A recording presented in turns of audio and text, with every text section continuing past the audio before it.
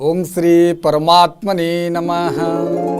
भागवत वाणी को स्वागत दर्शक बंधु। आज आम शुणा एवं आलोचना करवा श्रीमद् भागवतर प्रथम स्कंध अंतर्गत द्वितीय अध्यायस्थ 47 रु 52 पद मान से पुण्य श्रवण कीर्तन वेद कहन्ति मुनि जन साधु जनक मित्र हरि एणु भक्त को आवरी हेले तारई भव सिंधु जेणु भक्त जन बंधु भक्त जन सेवा फले दहन हन्ति अमंगले तेणु से गोविंद विषये भक्ति उपजे नर देहे स्वभावे रजतम दुई कामादि जेते रिपुथाई। आलोचना भितरे आसंती जे भगवानंकर श्रवण कीर्तन एवं आलोचन साधारणतः पुण्य प्राप्ति पाई कि उद्दिष्ट होता है। सेइथिपाई वेदरे मुनि माने भगवान को उपासना करने लगी उपदेश दे थांती। तो जो माने हरिंकर भजन आउ कीर्तन करती से मानंकर समस्त अमंगल नाश जाए।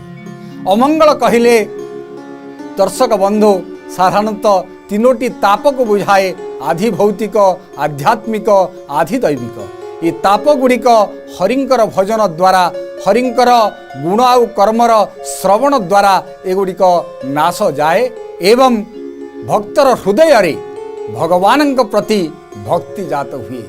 भक्ति शब्दर अर्थ भज सेवायाम, हरिंकर सेवारु ही जहाँ प्राप्ति होता है तार नाम भक्ति।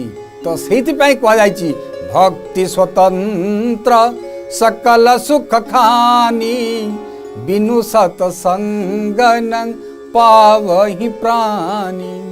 भक्तिरु भक्त को जो आनंद मिले से निरतिशय आनंद को संसार कौन सी आनंद सहित तुलना करा जाई परिबो नाही। अतएव भक्ति समस्त सुखर खणी भगवानंकर पाद सेवा द्वारा से भक्ति प्राप्त होइथांती एवं भक्तर समस्त अमंगलर विनाश हेतु भक्त भगवानंकर निकटवर्ती होइथाय।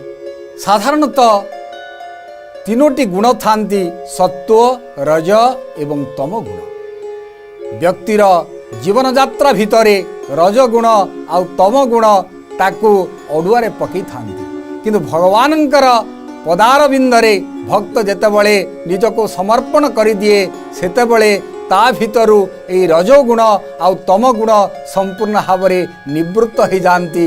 से सत्व गुणर अधिकारी हो जाए आउ सत्व गुणर अधिकारी हेबा जोगो भगवानंकर निकटवर्ती ही थाए।